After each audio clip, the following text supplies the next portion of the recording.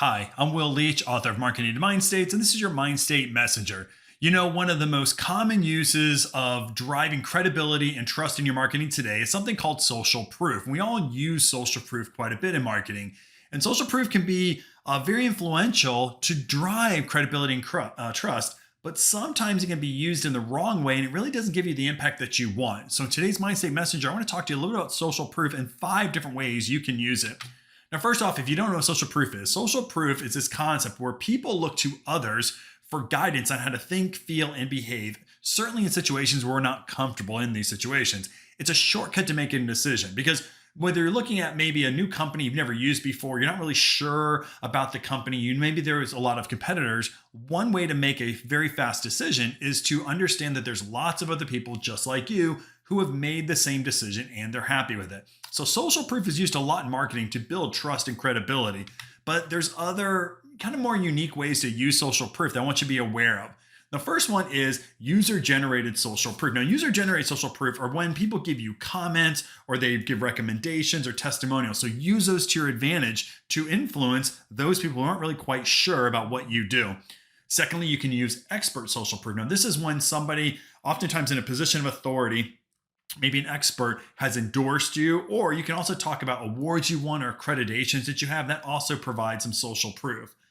Third, there's celebrity or influencer social proof. Now, that's when you may get a shout out or you have a collaboration with somebody who's maybe a celebrity or some sort of a mass influencer with a lot of followers, and that gives you added credibility and trust.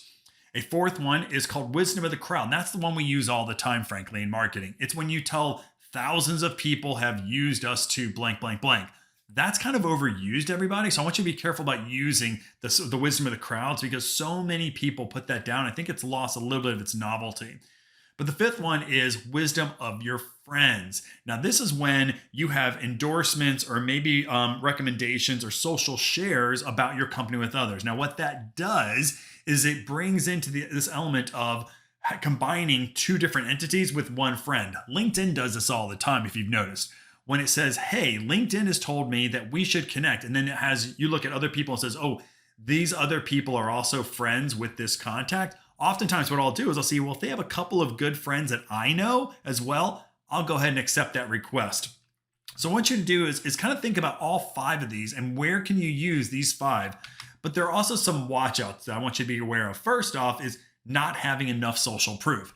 So if you're going to use social proof, you have to have a legitimate number of people who have done these things, right? Who have used your product, or it kind of doesn't make sense. So if you're a large consulting company and you work with some of the largest brands in the world or something like that, but you only have hundreds of people have used this product, well, that doesn't help very much, right? It doesn't give a great sense of credibility. Second thing you can do is actually have too much. Now, I've seen this on landing pages where it's this list of recommendations or user feedback or whatever. And you're just scrolling on the page and this just goes on and on. I literally just keep scrolling. That's oftentimes too much because what happens is when you read too much of these things, there's a sense of maybe this isn't good. Maybe it's too good to be true. And when that happens, then it actually lowers trust and credibility. And the third one is, listen, you got to make sure that it fits your brand. So if you're selling medical devices, but you don't have doctors or nurse practitioners or whatever endorsing this, then just having a bunch of other users and saying we have thousands of fans, that doesn't really fit with the integrity of the brand. So be careful about that, okay? Ultimately, what I want you to do is use social proof to your advantage. It's a very important heuristic that we all use, and it helps make your customers make faster, easier decisions, which is great. So, but understanding and correctly using social proof is also very important for you if you want to grow your business using behavioral science.